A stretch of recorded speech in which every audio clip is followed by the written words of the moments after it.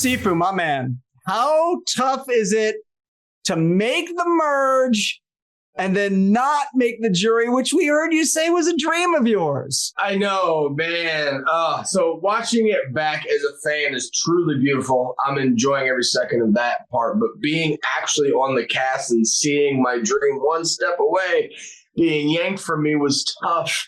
I want to say that, I'm so grateful that I made the merge and I put everything out there and I had that beautiful merge feast, but to not make the jury, man, that was a really gut-wrenching feeling. But I'm just going to learn from those mistakes, and move forward. When you walked into that tribal council, did you have an inclination it might be you? What did you think was going to go down? Yeah, so like I was saying, in my day-to-day life, I like to read energy and just fill off of stuff. And man, it was like a gloomy darkness. I was like, no one's talking to me. No one's looking at me. Kind of those sorts of feelings. And it was just one of those things. I was like, it's a do or die. I'm going to have to fight for my life in this game. And I felt no one wanted to really talk to me. And that just started putting these emotions in my head and my brain. And I'm like, I'm sitting here, me versus them, and no one's wanting to look my way and talk to me about stuff. We had conversations, and those conversations I could feel were not as honest as they should have been, or it just didn't feel right in those moments. So I just had a glooming feeling the whole day. Walk me through why your Reba tribe mates kept seeming to want to get rid of you. I mean, other than the spying thing, which we saw, we got busted trying to spy on them, and I could see how they might be like, but what do you think the issue was there? I know there was a big alliance of 4 and you were on the outside, but what do you think it was? I think in the beginning, for sure, it was really spooky to have someone like Tony Vlachos, looking around and being crazy. And I think we kind of mended that a little bit, on the beach. But I think it just created enough suspicion and uncertainty in this game for them just to paint an easy target on me. So, Drew and Austin, when they were looking for stuff, they were like, oh, Sifu probably did this or that. It just made it easy to, hey, he's doing this, he's doing that. He already was sneaking around. So, and realistically, I was listening into certain conversations and having a blast being a big kid, but listening in, trying to get pertinent information.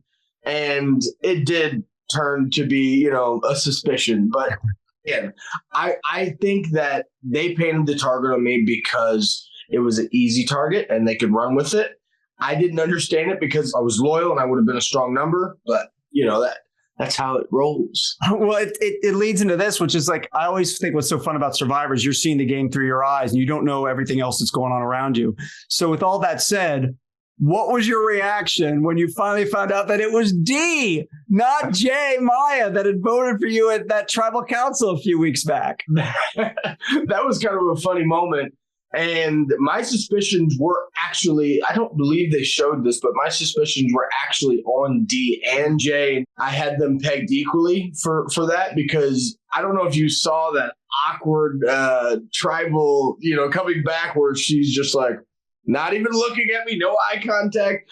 So from that moment, I was like, okay, she's probably the one who wrote my name down. And then I looked over at Jay, and Jay was, kind of not looking at me either. I knew Mama J didn't do it. Me asking Sean before he left gave me the clue. Oh, it's one of you guys, and I'm eliminating. And so I was really suspicious of both of them, and I think they painted it more towards Jay, but it definitely was equal. Were you surprised when you saw it scene where Jay seems to concoct this plan to take the blame for your vote? I was like, what are you doing? Don't do that. Yeah, that was interesting. In the game, you don't really you're right. I'm watching it as a fan. I can see a lot more stuff. But when you're there, it's hard to really make plans and think of other things at the same time that you don't know about. So when she does that, I think it was just one of those moments it's painting more of a target on you, whether you realize it or not. And then Sifu's over here going to flip it around with this fake idol and all this other uncertainty. I was asking Jay why she was wanting to get you out when I spoke with her last week. And she said that she made a pinky swear alliance with you early on in the game and wanted to work with you. But then you immediately told the other Reba people that she wanted you out. Is that true? And how did that go down? So we talked because we bonded over music. Jay is an incredible vocalist and musician. I listen to her music on Spotify, so I do love it. So yeah, we did. And I just had my suspicions because after she got back from, I can't think of the day it was, but she got back from her journey. I just was like, she's lying. She's lying. I need to check this out. And so I wanted to paint more of a target constantly on her through the time because I just didn't think that she was telling me the whole truth. Again, talking to people, you feel you feel the honest connection, you feel that trust, and then one thing in this game can kind of twist everything. So we did have a good bond, but it definitely fizzled as we went through the game together. Tell me if I'm onto something here. You seemed pretty happy when Caleb's shot in the dark worked. Were you secretly pulling for that to happen the entire time so Jay could go instead? They did not show this, but I also had an inclination to work with Caleb. And I mentioned to him that he should play a shot in the dark. And I know Emily got to him first, but I mentioned it too. And he kind of got what's that called? A sixth sense to play it. You know, I'm not saying that me or Emily were the deciding factors for him to do that, but I definitely was like, I want him back. We're going to play hard together. We would be a great dynamic duo. And then the duo broken up this week when the tribe split happened. So, this is a little like case of Survivor What If. We'll never know the answer. We'll never know the variables, how they would have played out. But let's just pretend if all 12 players are on one beach, they don't split you guys up and everyone's voting together at tribal council. What do you think happens and who goes home? I think it would be Emily or Caleb. Caleb was a really forward player, and what you see is what you get. Like, he was very in your face, smiling, lovey, happy and all that, and had a great sales pitch, but you could feel that it was a sales pitch in those game moments. And so I think it would have painted another target on his back, and it would have been him or Emily. And I only say Emily because she was sitting right in the perfect spot to be able to go any way that she wanted to. So getting her out would get us back to the game with the Reba, Bello, and Lulu kind of thing. And you would make Caleb a free agent kind of deal. What's something that happened out there that didn't make it to TV that you wish we'd had a chance to see, sort of about you and your journey and your game and stuff that happened? There's a lot, but some defining moments were me teaching Tai Chi every morning and doing Tai Chi every morning myself, or whether with the Reba tribe and even some of the when we merged. I would go out there and just lead Tai Chi and breathe and meditate. And it was a moment away from the game where you just know that there's high anxiety, there's high stress. If I can give this to you and if I can help you out with this, I feel better because as a human being, I have that compassion. Like, we're in this island, we're starving, we have nothing, going for us right now. Let's come back to ourselves. Let's meditate, let's breathe together, and let's move. They didn't show a lot of that, but we definitely had a great bond over that. And I was happy that I got to do that and share that with those people. Yeah, and we had a secret scene here on Entertainment Weekly at EW.com of you doing that morning Tai Chi on the beach with the beautiful sunrise. Incredible. And you talking about how it's helped you sort of get through a rocky period of your life. How was this experience for you in terms of that? Was this sort of a cathartic experience? Was it a building experience for you? How do you sort of define it? It was a time for me to really search for what I want, who I am, and all these things. You're stripped of a lot of the things you have day to day, your comforts and all that.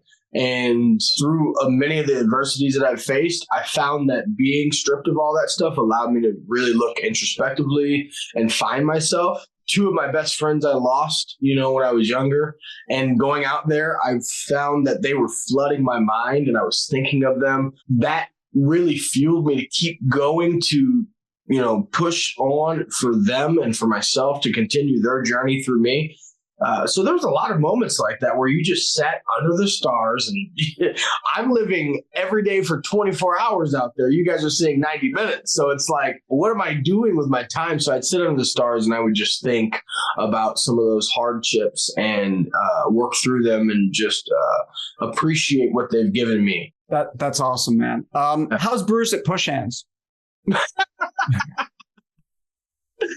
Oh, Bruce is not great at push hands. So I've worked with some minor league football players, and I think Bruce has some, teaches his son and is a coach for a team or like a little league team. And I was talking to Austin and I was showing him some of those moves that I work with the football players, and Bruce, man, came right up in and we started having a little battle back and forth, which was fun, harmless, but it was hilarious. Yeah. If you could go back and change one thing about your game that maybe would have taken you down a different path, what would it be? I know this is going to be all over the internet when I say this, but I also did not bring my bag. And so that was the defining moment in my game, because I didn't bring my bag either. And I had my fake idol in that bag, which I would have played. Whether it worked or not, I still would have been, another piece of information that could have really, really excelled my game. So that's definitely something I reflect on. What would you have done with it? How would you have used it? A lot of people believed I had an actual idol, and if even then they had suspicion. So I would have just said, I'm packing tonight. I'm going to bring it. I'm playing it. I have no other chances. Let's go, Bruce. Let's vote Bruce. And that way it's going to really at least get some votes off of me. I think my name still would have came up, but at least it would have been way better of a fight. Well, it's interesting, Steve, because as I pointed out, I tweeted this out, the last Survivor episode of season 44 you all watched before leaving for Fiji was the episode before Matt left his bag on the beach in a very similar instance. So maybe if you had just seen one more episode, you would have known to bring that bag with you. I definitely will reminisce on that for a little while, but I never sour from those things. I just learn from them. It's a preparation. Be prepared in life, have everything you do need and move forward.